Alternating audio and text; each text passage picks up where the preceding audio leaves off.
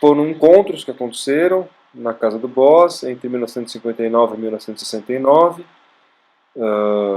além dos relatos dos encontros entre os dois e das correspondências, mas enfim, a primeira parte do livro são realmente os relatos desses seminários, onde Heidegger se encontra com aproximadamente 70 convidados do Bose, enfim, grande parte da psiquiatria, ou ligados à psiquiatria e à medicina, e está tentando, junto com eles, pensar a psiquiatria como uma ciência onde? De bases rigorosas, fenomenológicas e hermenêuticas, né? A partir do trabalho do Heidegger. Ele mesmo já havia citado o desejo dele, ou a felicidade dele de ver o quanto que a filosofia dele estava saindo um pouco das prateleiras dos filósofos e ganhando mesmo essa possibilidade de se constituir enquanto ciências ônticas aplicadas, enfim. Isso era uma ideia que era cara, que era interessante para ele. Ele sente a necessidade de ir caminhando para trás nos seminários, no sentido de que, para ele poder abordar os assuntos que ele precisava abordar, ele teria que antes tratar, liberar determinadas noções que estavam obscurecidas, enfim, historicamente, enfim. Esse é o trabalho que começa antes de Ser e Tempo, enfim, que já aparece no Nathorp, né? Mas que é esse trabalho da lida destrutiva com o horizonte sedimentado como a única forma de você liberar, enfim, o ser aí da sua tradição, dos encurtamentos da sua tradição, né? Enfim, o campo fenomenológico, ele, por ser o mais próximo, ele sempre é o último a se mostrar teoricamente, né? Enfim, para você conseguir fazer com que esse campo apareça tematicamente, apareça teoricamente, é preciso quebrar um pouco, desconstruir ou destruir determinados acéptios, né? Aceitações. Esse é um termo que ele usa bastante nos seminários de Zolli, com acceptio, né? Diz respeito a uma aceitação histórica de determinada noção que faz com que ela pareça completamente óbvia, completamente natural, como se fosse algo evidente que não precisa de nenhum tipo de prova, né? Então ele pega 4 existenciais, ou 4 temas, enfim, que são centrais para a psiquiatria para trabalhar, que é a questão da natureza, do espaço, do tempo e do corpo, né? E ele começa uma lida destrutiva ou desconstrutiva com a noção tradicional desses 4 termos. Só a partir daí que efetivamente ele consegue colocar a questão da psicologia e da desanálise. Ele inicia essa lida destrutiva com a questão da natureza, né? Ele puxa aí uma questão, ele cita Kant, que diz que, de certa maneira, a natureza é conforme as leis, ou seja, aquilo que é pensável acerca da natureza é necessariamente aquilo que aparece a partir de um funcionamento derivado de leis universais, algo que só pode ser acessado a partir da lógica, de pressuposições e conclusões, enfim. E a partir desse projeto a natureza responde, né? A partir dessa posição, segundo a lei, ela responde com algum controle. E essa possibilidade de controle, de padronização que tem fascinado a humanidade, enfim, os resultados das ciências todas estão muito em cima disso. Mas atribuir o caráter de verdade a algo a partir do resultado de experiências, por exemplo, é algo que é metodologicamente inconsistente, enfim, quer dizer, resultados positivos só provam a adequação da tese apresentada com relação à sua teoria, mas não apresenta o caráter de verdade da teoria ela mesma, dos seus pressupostos. Enfim, a natureza colocada nesse projeto não se mostra ela mesma tal qual ela interpela o homem, mas ela é posicionada pelo homem de modo a só se mostrar segundo a leis.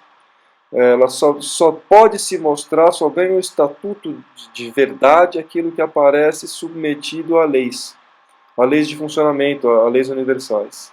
A mesma coisa vai acontecer com o espaço. Enfim, o espaço precisa aparecer como um espaço uniforme, homogêneo, para que ele possa ser manobrável, né, tecnicamente. As leis do movimento de Newton, por exemplo, precisam ser as mesmas em todos os lugares do espaço. Nesse sentido, Para as ciências naturais, o espaço tem que ser colocado como um espaço homogêneo.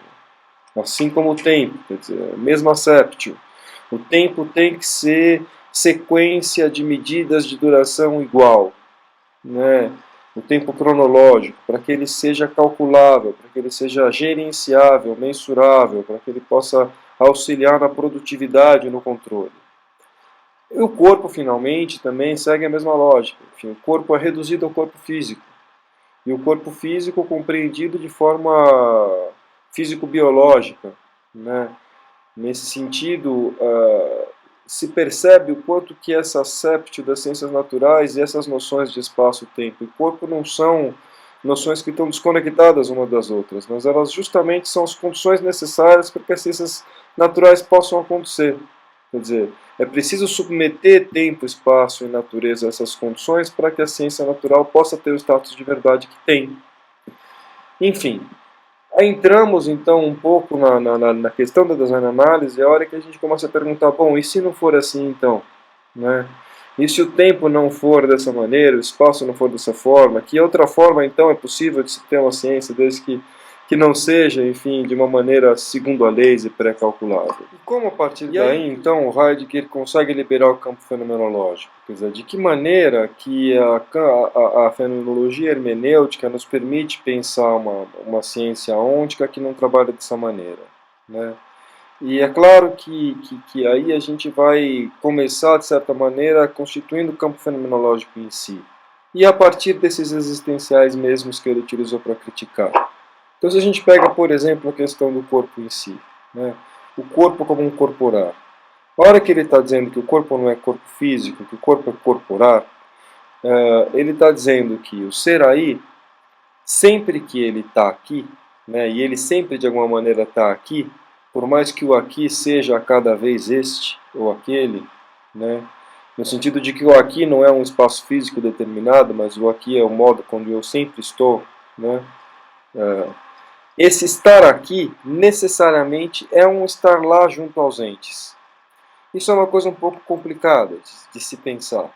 Mas enfim, enquanto eu estou aqui, por exemplo, poderia teoricamente estar aqui sentado conversando com alguém, ou conversando com você aí que está me ouvindo, eu estou no assunto, né? O meu corpo está sentado na minha cadeira, aqui, né? Mas eu estou no assunto que eu estou tratando. Se eu tivesse, por exemplo, te ouvindo, eu estaria no tema que você está dizendo, né? Se, por exemplo, a gente está aqui e eu conversando e eu lembro de uma receita, por exemplo, que eu gosto muito da minha mãe, eu posso estar lá, né? E aí, de repente, o lá ali, o cheiro da comida da minha mãe, de certa maneira, e a própria comida da minha mãe se aproxima radicalmente de mim.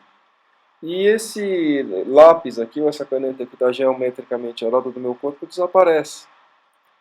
Enfim, o limite do meu corpo não é o limite da minha epiderme. Quer dizer, eu não estou onde está a minha epiderme. Né? Eu estou lançado no movimento estático no mundo, corporando. Então, ao ouvir, eu estou corporalmente transformando ou recebendo os entes sonoros, enfim, de certa maneira, lançado nesse espaço temático. E é ali que eu me encontro. Essa discussão do corpo, enfim, mais um exemplo interessante que ele trabalha, o exemplo da lágrima também, né? Na hora que ele vai falar do corpo, ele sempre fala, pô, você pode tentar fisicamente, biologicamente, capturar uma lágrima através da mensuração, da quantidade de líquido emitida, ou qualquer forma de transformação neuroquímica que ocorra durante a expressão da emoção, mas ao você abordar uma lágrima com um método de mensuração, a lágrima ela mesma se recolhe, ela se esconde, ela não é acessível a esse tipo de acesso, a esse tipo de instrumento. Para que se possa perceber a lágrima enquanto uma lágrima, é preciso abandonar, de certa maneira, a forma de se relacionar com o corpo como um corpo físico. Quer dizer, uma lágrima é uma forma de corporar algo que é muito maior do que aquela manifestação físico-biológica. Enfim, que está conectado ao ser no mundo, ao ser aí como um todo. ao projeto existencial de cada um. Aquilo é um comportamento dotado de sentido. Enfim, como havíamos comentado, a questão do distanciamento, um ente que está ali muito distante, pode estar muito próximo de mim, e algo que está geometricamente ao lado do meu corpo físico pode ser algo indiferenciado ou completamente distante. Isso já abre para a gente uma discussão sobre a questão do espaço, o segundo do existencial que ele aborda. Quer dizer, o espaço geométrico, homogêneo, natural, ele é sempre um espaço onde o parâmetro para perceber o que está longe ou o que está perto é a sua distância geométrica. Enfim, essa é uma forma de medida completamente tardia e derivada com relação à forma como nós originariamente vivemos o espaço. Quer dizer, o espaço é sempre espaço vivido e relativo.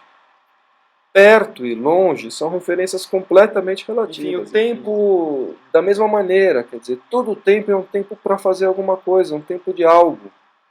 Né? É sempre um tempo no qual eu estou afinado com esse tempo, estou gostando de passar esse tempo ou não estou gostando.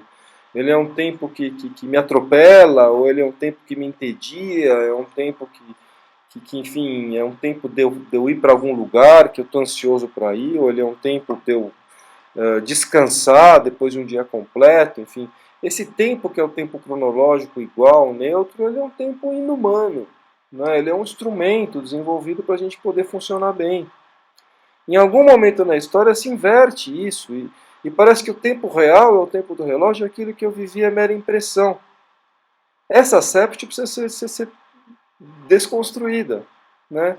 Então, a hora que a gente tem uma design análise, ou uma psicologia que vai pensar um sujeito que não é um organismo, mas que é um projeto de sentido absolutamente lançado em um mundo no qual os objetos aparecem para ele, os lugares aparecem convidativos ou não, chamando ele ou não, o tempo dura de acordo com o sentido daquilo que está sendo vivido, e o corpo está sempre incorporando em direção àquilo que aparece, se relacionando com aquilo.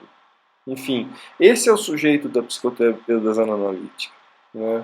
E o âmbito das análises fundamental é um pouco o âmbito de delimitação desse sujeito. Somente a partir de tal delimitação é que se tornou possível se pensar uma psicopatologia das analítica que se estruturou basicamente a partir das noções de distanciamento, solicitação e privação, e a das análise clínica, que seria efetivamente uma reflexão acerca do método clínico em si.